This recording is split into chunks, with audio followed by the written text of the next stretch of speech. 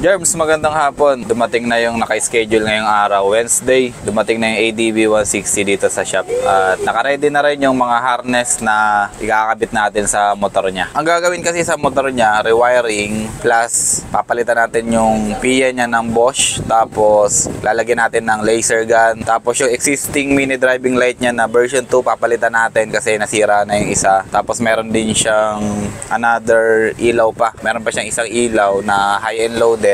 Yun yung i-retain natin. So ngayon ang gagawin natin lahat-lahat, bali 3 auxiliary light ang ilalagay natin, tapos isang Bosch Europa. Ngayon tingnan natin yung motor niya, nabaklas na natin yung kaha, tapos natanggal na rin natin yung existing niya na wiring. Ngayon ipapakita ko naman sa inyo yung mga ilalagay natin, tapos yung harness na ginawa natin, compare natin dun sa harness na tinanggal natin sa kanya. Tara!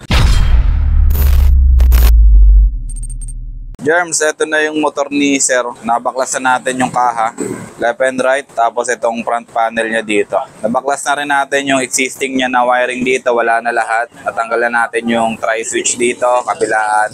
Ngayon naman ipapakita ko sa inyo yung mga tinanggal natin. Ito yung existing niya na harness, tapos yung kanyang busina na PIA, tapos yung kanyang stock horn na yan. Naka-dual horn din to dati. Tapos ito yung tri-switch niya, ayan. Tapos yung kanyang selector switch ng stock horn tsaka loud horn. Ito rin yung kanyang passing. Okay na, natanggal na natin siya lahat. Ayan na yung itsura niya. Tapos ipapakita ko naman sa inyo ngayon yung ating bagong harness na ilalagay sa kanya. Ito yung harness na ilalagay natin sa kanya. Meron tong 8 relay. Yung isa sa horn, tapos yung dalawa high and low. Yung isang aux light niya. Tapos yung another aux light niya, high and low din. Laser gun, tapos yung kanyang reverse passing. Kaya siya naging 8. Ayan yung harness. Ayan yung kabuuan. Ito naman yung mga switch na ilalagay natin. Meron tayo ditong 3-in-1 na hollow switch. Isa sa laser gun, tapos yung dalawa para dun sa isang part niya ng MDL. High and low ito. Tapos yung dulo niya, ayan, naka quick release socket. Isasaksak na lang natin siya dyan sa harness mamaya pag na-install na natin. Ito yung bagong switch natin na domino. Ganyan din, naka quick release socket na rin siya. Tapos ito, alloy type to. Alloy type yan, hindi siya yung nabubungay dito, yung bumubuka yung part na to. Ito example ng plastic. Yan yung example ng plastic na nabibili natin minsan. Nasisira siya kasi naiipit ng tornilyo. Ito hindi na, alloy type na to. Ito naman yung selector switch natin na gagamitin. Hollow switch na to. Itatago lang natin to sa may kanyang packet. Doon natin siya ilalagay sa ilalim, sa loob. Tapos yung fuse holder natin para sa busina, tsaka para sa MDL. Ito naman yung ating fuse stop na tinatawag. Ginagamit natin to sa pagkuha ng after ignition power. Sinasaksak natin to dun sa mismong fuse box ng ADB 160. Makikita natin yan sa may battery, sa taas ng battery. Tapos ito naman yung kanyang passing switch. Mamaya babalutin natin to ng flexible hose para hindi siya nakaganyan. Hindi nakalabas yung wire niya. Makikita niya naman mamaya sa finished product kung ano yung magiging itsura nitong passing switch natin. Ito durable tong switch na to, heavy duty, tumatagal. Kaya ito yung ginagamit natin dito sa shop. Okay, yung mga ilaw naman na ikakabit natin, ito yung sinasabi ko sa inyo kanina, laser gun, tapos version 2 na Last X, tapos itong Bosch Europa. Tapos papakita ko yung isa pang ilaw, nakakabit na kasi sa crash guard. Punta tayo dito sa likod. Ito na yung isang TDD na ilaw na nakakabit sa kanya. Ito yung i-retain natin. Gagamitin din natin to, kaya magiging 3 aux light ang ikakabit natin sa kanya. Ito yun. Mamaya i-rewire na lang ulit natin yung wiring niya dito. Ito yung existing niya na MDL. Nasira na kasi yung dito. Nasira na yung lens niya, kaya papalitan na natin ng bago. Pero gumagana pa parehas. Yung high and low niya gumagana pa yan. Kaya lang, wala nang lens. Hindi na siya bumabato ng maayos. Ito ganun din. Okay pa siya. Ayos pa. Okay, balik tayo mamaya. Lilinisin muna natin to. Gagawin ulit nating mukhang bago tong part na to. Tapos ilalatag na natin yung harness natin na nandun sa lapag. Ilalatag na natin tong harness na to. Pati yung mga switch na to. Ilalagay na natin yan. Germs, okay na. Nakikabit ko na yung harness. Halika, tingnan natin. Nakikabit ko na yung harness dito. Ayan, nakikita nyo, sobrang dami. Tapos, nakikabit ko na rin yung tri-switch niya nung isang MDL. Nakikabit ko na yung selector switch nung loud horn tsaka stock horn. Ito, nakikabit ko na rin yung passing switch niya dito na bago. Tapos, yung tri-switch. Ito, tingnan natin dito. Ito yung tri-switch natin. Ito yung passing switch natin. Tapos, ito yung 3-in-1 switch natin. Ito yung para dun sa maliit na MDL. MDL, ito yung para sa laser gun, tapos ito yung switch para dun sa malaking MDL. So dito ipapakita ko sa inyo kung ano yung ginagawa namin sa harness namin. For example, itong selector switch natin, pasok-pasok lang to. Papasok lang natin na ganyan. Connected na yung selector switch natin dito sa harness natin. Ganon din itong mga ano natin, itong tri-switch for example, tri-switch, yellow, tapos high, tapos yung pula, yung kanyang after ignition power, yung magpa-power sa kanyang switch. Ayan, okay na. Same lang dito, kukonek lang natin yung mga kulay-kulay niya. Mamaya, i-ano natin to, ita-tidy natin to mamaya. Kabit lang natin ng ganyan.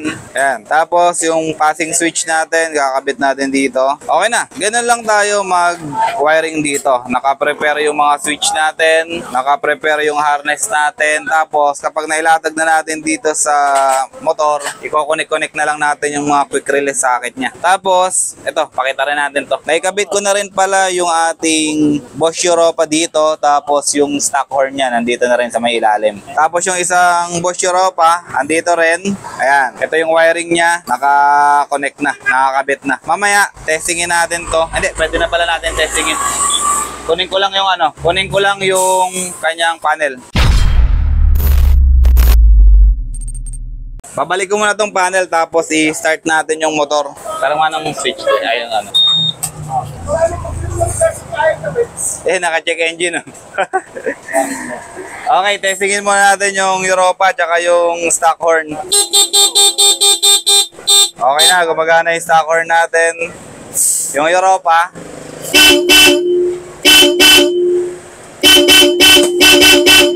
Okay na, gumana na yung Europa natin. Ang gagawin naman natin ito. Ito na lang yung gagawin natin, yung mga MDL dito. I-connect na natin yung mga MDL dito. Yung dalawang ballaster, tapos ano pa ba? Yung laser gun, i-connect natin dito sa mga socket na to. Sa ngayon, itatidy na natin to.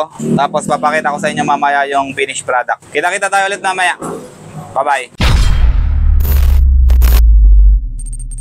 Germs, balik tayo dito sa project natin, ADB 160. Teka, tingnan natin dito. Ito na, ikabit na natin yung relay natin, yung harness natin, yung mga switch natin, naipakita ko na sa inyo kanina. Tapos ito yung sabi ko sa inyo na mga socket natin papunta na sa ilaw. Naikabit na natin, nailagay na natin lahat. Naikabit na natin siya lahat dito. Tapos, ito, na-connect na natin yung mga ilaw. Ngayon, magte-testing naman tayo ng ilaw tsaka busina. Check engine na rin naman yan. Check natin yung stock horn. Okay, working na yung stock horn natin. Tapos, testing naman natin yung loud horn, yung ating Bosch Europa. Okay, so kung napapansin nyo, gumagana lahat ng ilaw natin sa combo lights. Pero pag nag-turn tayo sa stock, all stock lang yung busina, wala siyang combo lights dito. Yung passing naman natin, ito, working na rin siya. Ito, passing natin. Working na yung passing natin. Reverse passing natin. Working na rin yan. Gumagana na lahat. Low ng low ng MDL natin. Ito, low ng MDL tapos high. Gumagana na rin. Yung ilaw na to, yung existing niya na ilaw, low tsaka high, gumagana na rin. And then yung laser gun natin, okay na, gumagana na. Passing natin, gumagana. Tapos loud horn natin. Okay na. Okay na yung electrical natin, okay na yung harness natin. Bali, babalik na natin tong motor. Assemble na natin, tapos ipapwesto na natin yung mga ilaw niya. So mamaya, update ulit tayo kapag nabuo na natin to. Papakita na namin sa inyo yung finished product nitong motor na to. So pasyalan mo muna yung natin, yung wiring natin.